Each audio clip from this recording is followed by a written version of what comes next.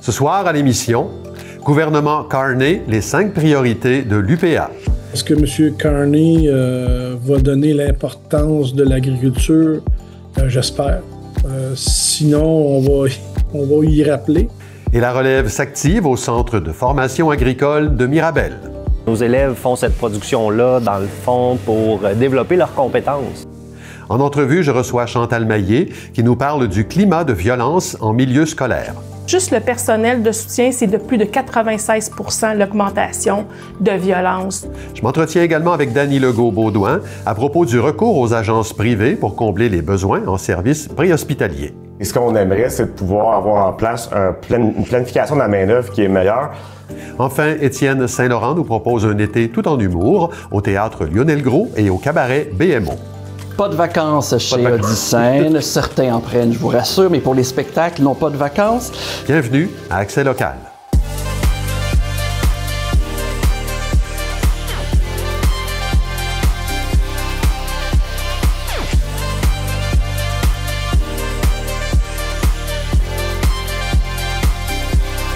Mardi 20 mai 2025, bon début de soirée, c'est Claude Desjardins en compagnie de Clara Maté-Jonet. Bonsoir Clara. Bonsoir Claude. Durant la dernière campagne électorale au fédéral, l'Union des producteurs agricoles de l'Outaouais-Laurentide avait rencontré des candidats pour faire part de ses préoccupations, des préoccupations du milieu agricole. Vous vous êtes entretenu à ce sujet-là avec Stéphane Allary, président de l'UPA. Oui, Claude, l'UPA donc avait organisé ses causeries avec différents candidats. Dans notre région, ce sont Jean-Denis Garon du Bloc québécois à Mirabel et Madeleine Chenette du Parti libéral dans Thérèse de Blainville qui avaient répondu à l'appel. Tous deux ont ensuite été élus. L'objectif, c'était vraiment de faire du travail de représentation auprès des candidats pour les sensibiliser à la réalité des zones plus rurales. J'ai demandé à M. Allary ce qu'il pense des résultats des élections et s'il pense que le Parti libéral est assez conscientisé par rapport aux enjeux du milieu agricole. On peut l'écouter à ce sujet. Je pense qu'ils sont de plus en plus conscients. Puis est-ce que M. Carney va donner l'importance de l'agriculture? J'espère. Sinon, on va y rappeler. Mais c'est sûr que nous autres, on s'attend des choses, là, parce que on est comme sur le bord, on est impatient. Justement, Clara, quelles sont les priorités de l'UPA? Alors, le syndicat a soulevé 5 priorités pour ses membres. Déjà, un soutien équitable et adapté aux régions des Laurentides et de l'Outaouais, même pour les zones les plus éloignées. L'UPA souhaite aussi avoir un ministre de l'Agriculture fort qui saura défendre la gestion de l'offre et les intérêts des agriculteurs contre la concurrence étrangère. M. Allary nous parlait aussi de l'importance de soutenir la relève qui manque parfois de ressources. On l'écoute à nouveau. C'est pas la passion, je dis ça cru, là, mais c'est pas la passion qui paye les factures. Puis on veut quand même être reconnu pour le professionnalisme qu'on a chez les producteurs, la connaissance, des fois des connaissances de plusieurs générations. Il y a des jeunes qui arrivent avec des nouvelles façons de faire, d'innovation, mais c'est ça. Puis à chaque fois qu'on dirait qu'on innove, ben ils nous coupent nos coûts de production. C'est comme vous travaillez, vous inventez quelque chose, vous innovez, mais non, ça coûte moins cher, on va te donner moins pour ton produit. Ça devient un petit peu frustrant.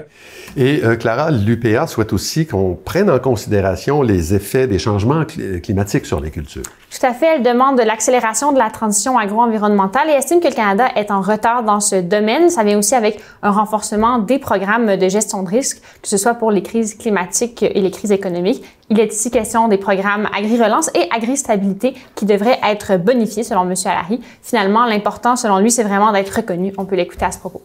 On sent des fois les gens nous prennent, on n'est pas essentiel parce que les gens investissent dans toutes sortes de choses. Les gouvernements investissent, mais il faut commencer par se nourrir, puis bien se nourrir. Je fais une petite comparaison, là, un budget de 2 pour la protection, l'armée, mais nous autres, on a moins que ça, puis je pense qu'on est beaucoup plus essentiel que les fusils, là. Voilà, Claude. Donc, l'UPA va continuer son travail de représentation avec les élus maintenant que le nouveau gouvernement est formé. Clara, on le sait, à chaque début de saison estivale, le milieu a besoin de main-d'œuvre. Est-ce que ça se passe bien à ce niveau-là? Alors, les ressources humaines restent, comme vous dites, un enjeu toujours préoccupant pour les agriculteurs, d'où le besoin d'engager des travailleurs étrangers temporaires. Certaines restrictions avaient été mises en place par le gouvernement dans la dernière année, mais le secteur maraîcher reste à l'abri de ces exigences. Merci, Clara. On se revoit plus tard dans l'émission. On va parler du Centre de formation agricole de Mirabel. À plus tard, Claude.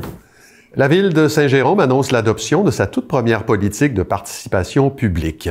Dans le cadre de son plan stratégique 2023-2025, la ville s'était engagée à renforcer les mécanismes de consultation et d'engagement des citoyennes et des citoyens dans les décisions qui les concernent. La politique de participation publique permet d'établir un dialogue avec la population dans le respect des axes d'intervention de la planification stratégique. La Société Alzheimer-Laurentide invite la population à la marche pour l'Alzheimer qui aura lieu le dimanche 25 mai dès 10h au parc équestre de Blainville. Grâce à cette marche, qui est la principale collecte de fonds de l'organisme, la Société Alzheimer-Laurentide souhaite amasser un montant de 60 000 $ qui sera directement affecté aux services offerts aux personnes vivant avec la maladie et à leurs proches aidants. L'événement met de l'avant la thématique « Pour qui marcherez-vous ?», afin d'inciter la population à soutenir un proche touché par la maladie. La violence en milieu scolaire est un phénomène qui va en augmentant et en s'aggravant, raison pour laquelle 4 syndicats de la région lancent une campagne de sensibilisation sous le thème « Dénonce la violence ». La présidente du Conseil central des syndicats nationaux des Laurentides, Chantal Maillet, est avec nous pour en parler. Madame Maillet, bonsoir. Bonsoir. Bon, vous affirmez par rapport à la violence qui est vécue dans les écoles que le niveau critique est dépassé. Pour qu'on ait un tableau clair de la situation, là, je vais d'abord vous demander de définir tous les types de violences qu'on observe actuellement dans les écoles et vers qui elle est dirigée, cette violence-là. Bien, les types de violences, il y a les morsures, lancement d'objets, des agressions physiques aussi, puis des agressions verbales, on se le cachera pas. Puis c'est envers le personnel de soutien qu'on dénonce ça. C'est à un niveau critique où on voit en 2022-2024 une hausse de 77%. Mais actuellement, dans les secteurs, les services scolaires qu'on représente, nous, la CSN, bien, juste le personnel de soutien, c'est de plus de 96% l'augmentation de violence envers le personnel de soutien. Et comment, est-ce qu'on a une explication? Bien, il n'y a pas d'explication dans le sens que toutes les raisons, il y a une multitude de raisons. Ouais. Mais nous, ce qu'on dénonce, c'est surtout par rapport aux coupures de postes, aux coupures aussi d'heures chez les techniciens et techniciennes en éducation spécialisée qui jouent un rôle critique, essentiel, important auprès des jeunes du secteur scolaire. Parlez-nous justement par rapport aux techniciens en éducation spécialisée, ce qu'on appelle les TES, là, qu'on remplace parfois par des aides de classe qui font quand même un travail important, mais qui ne sont pas formés pour ça. Parlez-nous de l'importance qu'ils ont justement, les TES, et de quoi on se prive quand on réduit leur utilisation. Bien, quand on est technicien en éducation spécialisée, on est très, très proche des élèves. C'est un soutien qui est, je dirais, première ligne. Alors, les techniciens d'éducation spécialisée, ça aide aussi à désamorcer des situations qui sont quand même soit violentes, soit, je dirais, non acceptables envers le personnel. Alors, quand on coupe des heures aux gens qui sont proches des étudiants, ben c'est sûr que la violence, elle augmente. Ouais. Comme la même chose auprès des gens qui aident les élèves handicapés aussi. Si tu n'as pas d'heure à leur accorder, mais s'il y a des situations particulières, ben ton soin de première ligne, il n'est pas là. Ton service de première ligne, il n'est pas soutenu. Les aides à la classe, c'est super. On est d'accord avec ça, mais ils ne se sont pas nécessairement tous formés à l'heure actuelle. Alors, si on pouvait former l'ensemble du personnel, ça serait super. Là. Toujours par rapport au TES, bon, vous dites non seulement qu'il faut pourvoir les postes vacants et surtout les bonifier. Moi, je m'attarde à cette partie-là. Les bonifier, qu'est-ce que vous voulez dire par là? Bien, dans le secteur, dans les services scolaires, il y a beaucoup de postes qui sont à temps partiel, des 35 heures et moins. Il y en a de plus en plus, il y a beaucoup d'heures. Je vais juste prendre le service scolaire des Hautes-Laurentides. Bien, c'est des centaines d'heures qui sont coupées à toutes les semaines, qui sont directement reliées à la prévention de la violence, la prévention de certains comportements qui sont pas désirables, qu'on ne peut pas accepter dans un secteur scolaire. Alors, ça paraît auprès des jeunes, là. Oui. Puis au niveau de la formation en intervention, est-ce qu'il y a des choses, est-ce qu'on pourrait parfaire la formation des techniciens? Parce que c'est un type de violence qui semble évolutif. On dirait qu'elle change, cette violence-là. Oui. Je me trompe? Mais elle change, oui et non.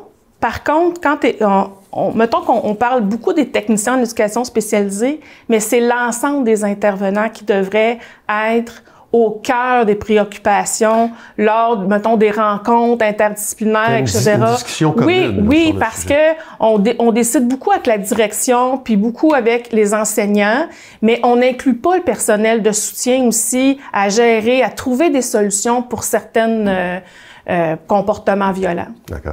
Vous signalez également une augmentation de l'exercice du droit de refus. Rapidement, qu'est-ce que c'est que ça, le droit de refus? Et quelles sont les conséquences de cette augmentation? Bien, le droit de refus, c'est en lien avec la loi de la SNES, en santé et sécurité au travail. Quand on exerce un droit de refus, c'est parce que on a, dans le fond, on trouve que la solution pas la solution, mais la situation, n'est pas sécuritaire pour soi. Ouais. Et pour le personnel soutien, tu peux faire un droit de refus individuel quand tu constates que ta vie peut être mise en danger. Bien, écoutez, on vous souhaite le meilleur pour la suite des choses. Chantal Maillet, merci beaucoup d'avoir été avec nous. Bien, merci à vous. Francine Charles, conseillère municipale du district numéro 6 à Mirabel, s'est vue décerner le prix Francine Ruet-Jutras lors des Assises municipales 2025 de l'Union des municipalités du Québec, qui avait lieu du 14 au 16 mai dernier au Centre des congrès de Québec. Ce prix, décerné pour la première fois en 2013, vise à reconnaître l'excellence et l'engagement des femmes sur la scène politique municipale et dans la gouvernance locale. Le guide Michelin, spécialisé dans l'hôtellerie-restauration, a recommandé 3 établissements de la région des Laurentides. Parmi ces 3 restaurants se trouve le Géraldine, situé à Saint-Eustache, qui marie le classique et le contemporain. Cette annonce permet un rayonnement de la région des Laurentides sur la scène gastronomique québécoise et internationale. Le guide Michelin est une référence mondiale en matière d'hébergement et de restauration. C'est avec plaisir qu'on reçoit Étienne Saint-Laurent, directeur des programmations et des médiations chez Audicène. Bonsoir, Étienne. Bonsoir. On va parler de la saison estivale. Beaucoup de matériel, parce qu'il y en a qui peuvent penser que c'est une période tranquille pour vous, mais c'est pas du tout le cas. Pas de vacances chez Audicène. Certains en prennent, je vous rassure, mais pour les spectacles, non pas de vacances. Souvent, on dit, l'été, c'est fait pour jouer, mais chez Audicène, cet été, l'été, c'est fait pour rigoler avec une programmation avec beaucoup d'humour. C'est d'ailleurs ce qu'on va accueillir au Théâtre Lionel Groulx, plein d'humoristes de talent. On pense à José Godet. José Godet, qu'on a beaucoup entendu à la radio, à la télé, mais qui, à 53 ans, présente son premier spectacle d'humour qui s'appelle justement « Il était temps ». Qui était en duo. Avec Mario Tessier, qu'on va accueillir aussi à différents moments durant l'année. Donc oui, une belle gang qui continue de rayonner, mais en solo. Plusieurs humoristes, donc Mégane Brouillard, Laurent Paquin, Mario Tessier, Mario Jean, avec son spectacle le plus récent, Les Imparfaits Bonheurs et autres tutti quanti de la vie. C'est rien de moins que son 7e one-man show, une carrière sur 30 ans. Pierre-Luc Pomerleau, un humoriste imitateur qui a la particularité d'imiter d'autres humoristes. Donc, on peut voir plusieurs humoristes en un seul spectacle. Lui, il ne doit pas trouver qu'il y a trop d'humoristes. Je pense que plus il y a d'humoristes, plus il y a de matériel, voilà. Donc évidemment. En parlant d'imitateurs, peut-être le plus grand du Québec, André-Philippe Gagnon, qui fait un retour sur scène avec son nouveau spectacle qui s'appelle Remasterisé.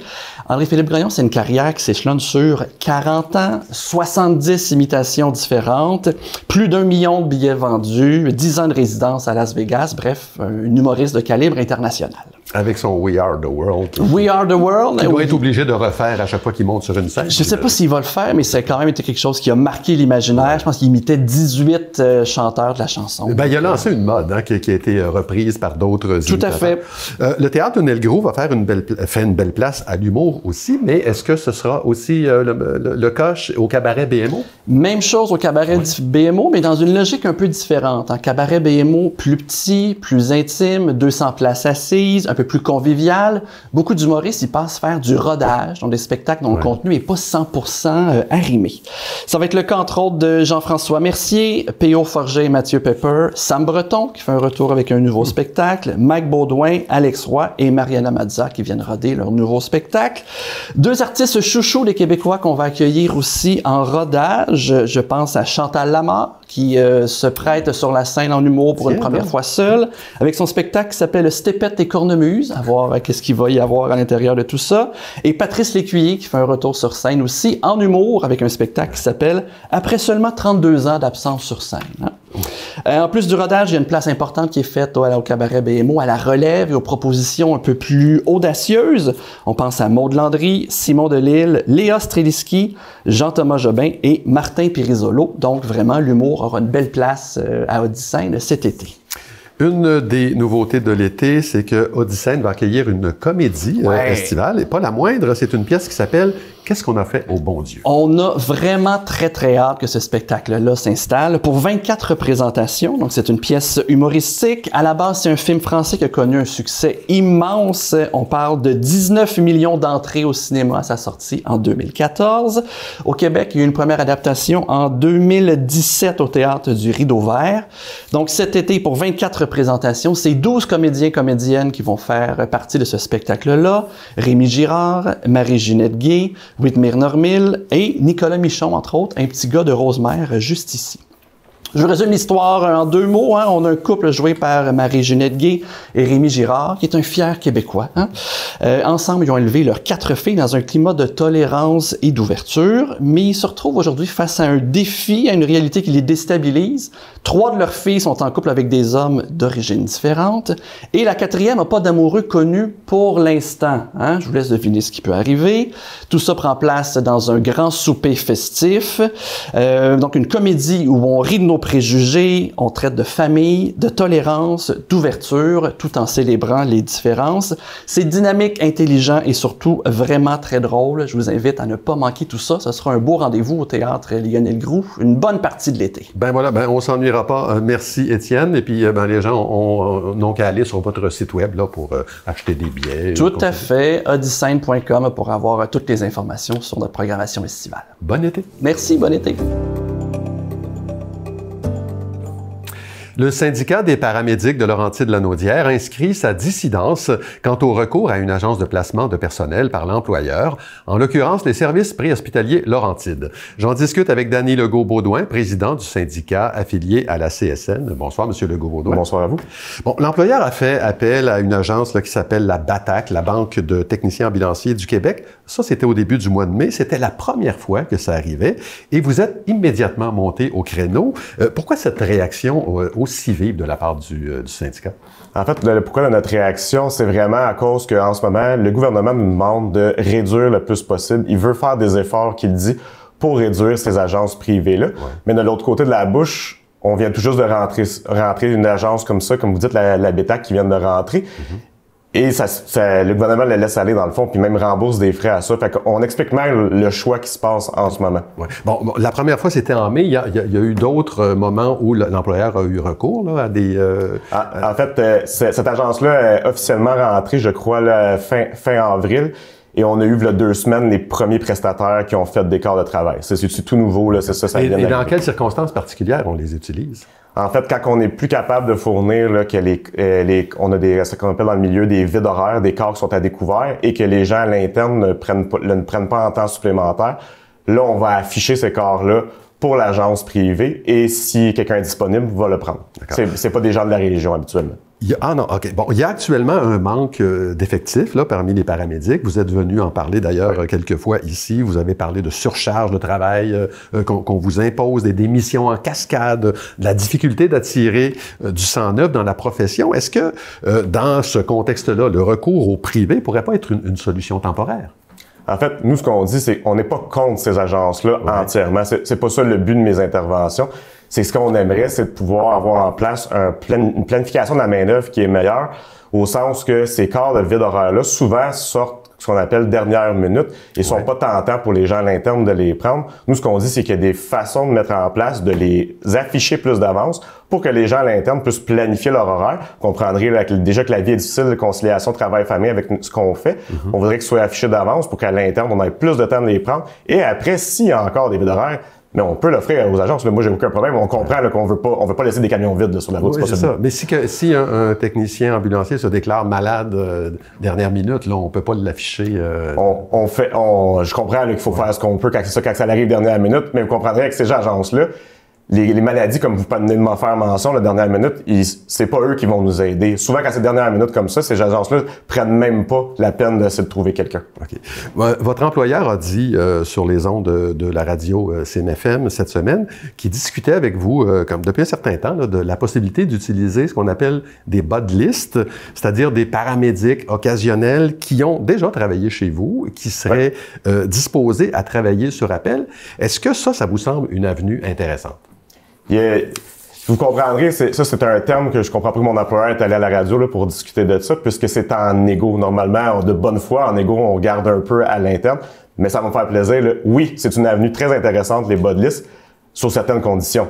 Nous, ce qu'on n'est pas prêt à faire, c'est de briser ces conditions-là, puis qui pénaliserait nos membres. Donc oui, on est ouvert. Je l'ai toujours mentionné à mon employeur. Il peut pas dire le contraire. Là. Ma porte est toujours ouverte. J'ai jamais fermé la porte à ce projet-là, mais vous comprendrez que j'ai une responsabilité envers les 280 paramédics que je représente, que je ne peux pas brimer leurs droits. Oui. Est-ce qu'il y a des moyens de pression en vue? On est en tournée d'assemblée en ce moment. Les résultats devraient tous sortir. Fait que oui, possiblement qu'il va y avoir une augmentation de la pression. Présentement, on reste en visibilité, mais ça va probablement augmenter. Justement, ça pourrait ressembler à quoi? Là, je vois votre chandail orange très visible quand on parle de visibilité. Sinon, à quoi ça pourrait ressembler? Parce que j'imagine que vous ne laisserez pas des gens sans transport. Non, il faut rassurer les gens. Là, dans le fond, on est allé chercher des mandats pouvant aller jusqu'à la grève générale illimitée. Ouais. Même si on tombe en grève, qu'on tomberait en grève bientôt, ça n'affecte pas la population. Ça, je veux le rassurer les gens. Là. Au quotidien, les patients puis même la population, à part voir, comme vous dites, mon chandail orange, ils verront rien de différent. D'accord. Bien, écoutez, on va suivre le dossier. On va sûrement vous réinviter. Dany Legault-Baudouin, président du syndicat des paramédics de Laurentides-Lanaudière, CSN. Merci pour cette entrevue. Merci à vous. On est de retour avec Clara Maté-Jonet. Le Centre de formation agricole de Mirabel a organisé, ça c'était la fin de semaine dernière, sa vente annuelle de plantes à sa ferme-école. Les caméras de TVBL étaient sur place. Oui, Claude, c'est l'occasion pour les citoyens de faire leurs achats auprès de la relève de la région. Sur place, on trouvait notamment des semis d'arbres, des vivaces ornementales et une variété de transplants de légumes. Alors, je vous laisse découvrir ça dans notre reportage de ce soir. Bonjour, je suis Jean-Simon Laflamme. J'enseigne en production horticole ici au CEFAM depuis déjà 14 ans. Fait que c'est une autre belle année de production qu'on a vécue avec nos élèves. Nos élèves font cette production-là, dans le fond, pour développer leurs compétences en production horticole, que ce soit des compétences de semis, de bouture, de repiquage, pour apprendre ce qui est le métier d'un ouvrier en serre, mais aussi d'un ouvrier en champ à l'extérieur. Fait que là, ben, on conclut leur apprentissage avec une vente annuelle qui se déroule en ce moment. Fait que là, il y a une clientèle, c'est entendu depuis des années. Ça fait plus de 30 ans déjà qu'on fait cette vente-là. Le Centre de formation agricole de Mirabel, on est situé à Saint-Scolastique, sur un site d'une ancienne foire agricole qui avait lieu dans les années... il y a très longtemps, les années lointaines, disons ça comme ça. Puis l'école donne 5 différents programmes ici. La production horticole, la production animalière, fait que production animale. On a la mécanique agricole, puis on a aussi le domaine de la fleuristerie qui se donne ici. Et j'ai oublié aménagement paysager. Fait que nous, on produit des plantes qui, aménagement paysager, vont utiliser dans les aménagements. On produit des plantes pour l'équipe de fleuristerie qui vont les rendre belles. L'équipe de mécanique sur place va pouvoir réparer la machinerie, quoi que ce soit, pour aussi travailler dans le domaine. Puis l'équipe de production animale font tous les petits ruminants, les poules, les moutons. On a ils vont faire de la traite laitière aussi sur les fermes de la région. Fait que on a bon an, mal an, 135 élèves par année dans ces 5 programmes-là. Comment ça marche? Bien, c'est un événement qui se déroule toujours dans la grande fin de semaine du mois de mai, juste avant justement la période de plantation. Fait que nous, on a commencé au mois de janvier à faire des semis en respectant un calendrier de production, comme les producteurs en serre feraient. On a des magnifiques installations que le ministère nous a construites il y a quelques années, fait que ça affine le point de la technologie. Puis les élèves, c'est ça, ils vont partir d'un calendrier de production, ils vont apprendre à connaître les différents contenants, connaître les différents substrats, les terreaux, faire des choix de semences, des variétés. Puis on va travailler les annuels, fait que toutes les plantes qui vont embellir les aménagements. On va travailler les vivaces. On va faire beaucoup de boutures, mais on va faire les boutures d'arbustes aussi. Fait que arbustes en dormance, on va faire aussi de la greffe. Fait qu'on va faire la greffe de tomates, on va aller faire de la greffe de pommiers. On va faire des semis de tout ce qui est légumes maraîchers qui vont s'en aller dans les jardins potagers. Les gens cherchent beaucoup l'autonomie alimentaire dans cette période dans ces années-ci. Fait qu'ils vont pouvoir avoir accès à une multitude de plantes qui vont s'en aller dans les jardins potagers. On va leur offrir aussi des arbustes fruitiers qu'on a sur les lieux. On a des raisins, on a des mûres, on a des framboises noires qu'on va aussi leur offrir. On a le volet plantes médicinales aussi, évidemment, parce que ce soit des plantes ornementales, que ce soit des légumes, bien, beaucoup de ces plantes-là ont des vocations médicinales. Fait que selon les passions des enseignants qui sont ici, bien, on va pouvoir nourrir nos élèves sur ces utilisations-là des végétaux. Fait que là, les gens doivent s'inscrire parce que c'est un événement très couru. Ça dure 3 jours seulement, le jeudi, le vendredi, le samedi habituellement. Puis sur rendez-vous, pour pouvoir respecter un flow, parce qu'on s'entend, notre spécialité, c'est la pédagogie. Hein? On n'est pas un organisme de vente, c'est pas notre objectif de vendre des trucs. Fait que c'est juste pour écouler la production qu'on a, que les élèves ont pu développer leurs compétences. Fait que tout ce qui est là est lié vraiment au développement des compétences des élèves dans le domaine horticole. Fait que les gens se présentent sur rendez-vous. On a publié un catalogue, ils vont faire les choix de végétaux, puis les élèves se prêtent au jeu du conseil horticole. Fait qu'on a une section conseil horticole que vous allez découvrir. Après ça, ils se dirigent dans les zones de production et là, les élèves vont leur offrir les végétaux qu'ils ont choisis en leur présentant un petit peu les caractéristiques de chacun. Les gens repartent avec les végétaux, puis ça va être planté dans tous les aménagements de la région. Là, il y a peut-être des risques de gel au sol ou quoi que ce soit. Les gens doivent attendre un petit peu encore, mais quand même, ces végétaux-là, fait que des gens qui viennent de partout, des anciens élèves qui viennent nous voir, des gens qui reviennent depuis des années, qui attendent. Les gens sont très friands de nos végétaux qu'on fait offrir, puis d'encourager aussi la cause pédagogique des élèves. Là, c'est surtout ça le mandat. Là. Si à chaque année, il nous reste des végétaux. À chaque année, on a des fois des surplus, quoi que ce soit. Fait qu'on va donner à des jardins communautaires, des organismes solidaires. On va aller aussi donner des végétaux dans des CHSLD pour verdir la vie des gens, pour offrir aux gens la possibilité d'avoir accès à ces végétaux-là. Fait que l'école rayonne autour le plus possible de notre entourage, de notre région, etc. Je vous invite à venir vivre l'expérience de la vente horticole au Centre de formation agricole de Mirabel. On se rappelle que c'est les objectifs pédagogiques que les élèves ont atteints, donc ils ont appris à faire pousser tous ces magnifiques végétaux-là, que ce soit fines herbes, légumes, les vivaces, les annuels, les arbustes. Je vous amène découvrir les serres de production. Quand les choix de végétaux sont faits dans notre salle d'exposition, les clients, la clientèle se présente pour venir chercher les végétaux dans les différentes serres. Fait que la serre numéro 1, bien, si on voit un peu l'aménagement, les élèves étaient responsables au courant de leur apprentissage d'avoir une table. Fallait qu'ils en fassent l'arrosage 1 fois, 2 fois, 3 fois par jour peut-être dans le cadre des apprentissages. Ils ont eu à fertiliser, ils ont eu à faire le dépistage, ils ont eu à faire des traitements phytosanitaires pour mener à bien les cultures en cours de route. Fait que les élèves sont affairés à préparer les commandes.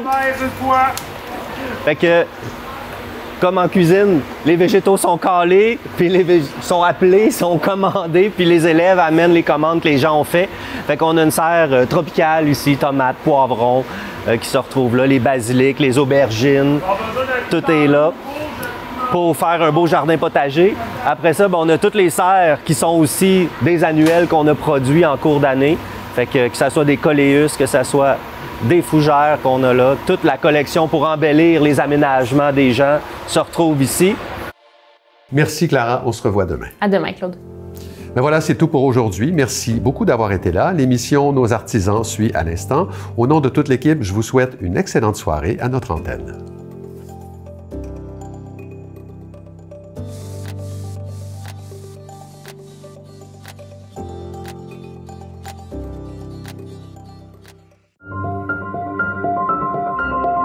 Merci.